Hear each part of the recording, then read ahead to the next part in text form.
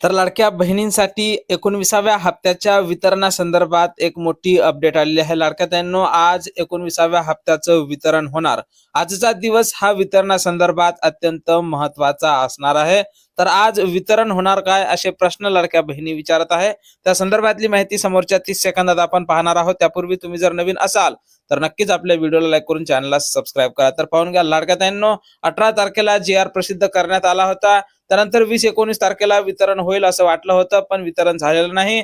आणि आज म्हणजे 23 तारखेला वितरण होण्याची आता दाट शक्यता वर्तवण्यात येत आहे।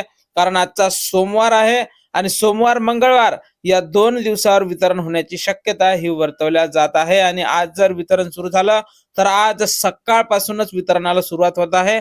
पहिला टप्पा हा 10 वाजतापासून असणार आहे, दुसरा 1 वाजता आणि तिसरा संध्याकाळी असणार आहे।